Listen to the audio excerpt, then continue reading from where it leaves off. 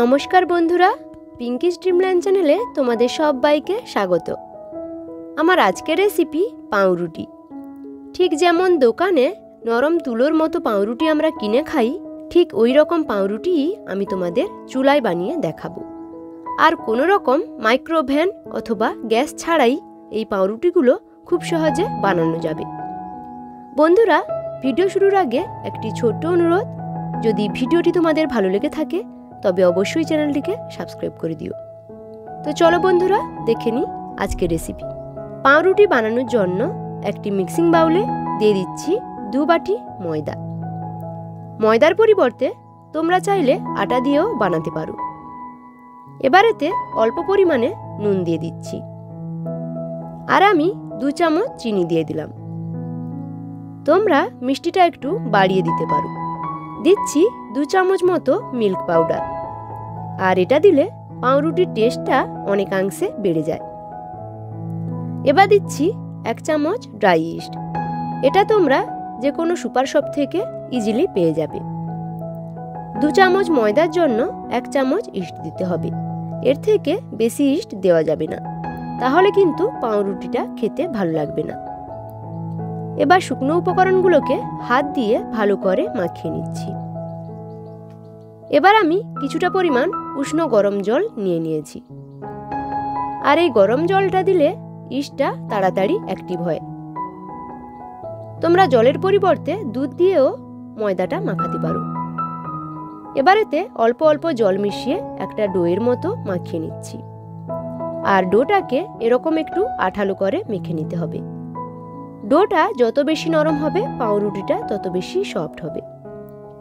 হাতে 5 মিনিট সময় নিয়ে ডোটাকে ভালো করে মুথে নিতে হবে, দিলে কিন্তু পাউরুটিটা খুব সুন্দর হবে। এবার এতে 2 চামচ সাদা তেল দিয়ে আবারও একটু মাখিয়ে নিচ্ছি। মাখানো হয়ে গেলে কিছুটা সাদা তেল নিয়ে ময়দার উপরটা এরকম লাগিয়ে নিচ্ছি, আর এই ডোটাকে একটা পলিথিন দিয়ে কভার করে দিতে হবে। এবার এটাকে 1 ঘন্টা কোনো গরম জায়গায় রেখে দিতে হবে। 1 ঘন্টা পর ডোটাকে আমি বের করে নিয়েছি।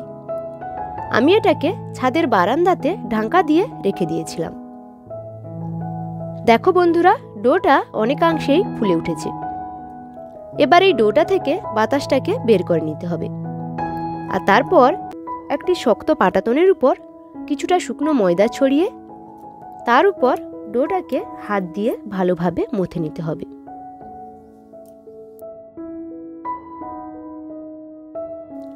এরপর ডোটাকে লম্বা করে রোল করে নিচ্ছি। তারপর একটি নাইফ দিয়ে পিস পিস করে কেটে নিচ্ছি, দিলে সবকটা পাউরুটির আকার একই রকম হবে।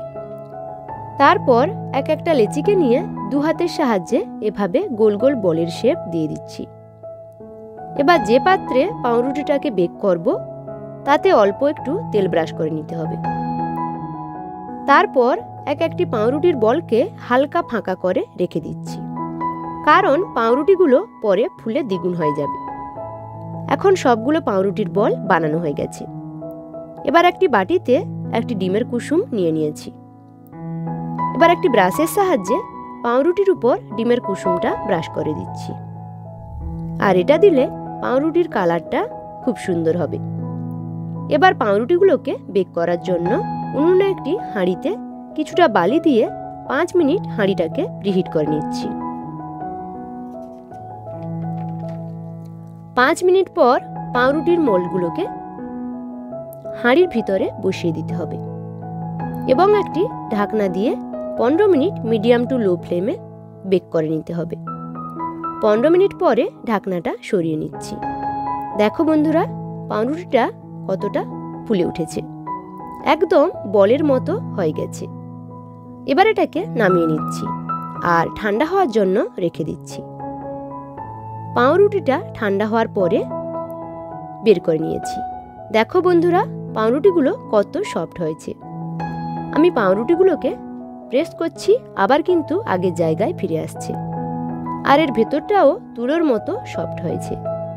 দেখো, একদম দোকানের মতো স্পঞ্জি আর জালিদার হয়েছে।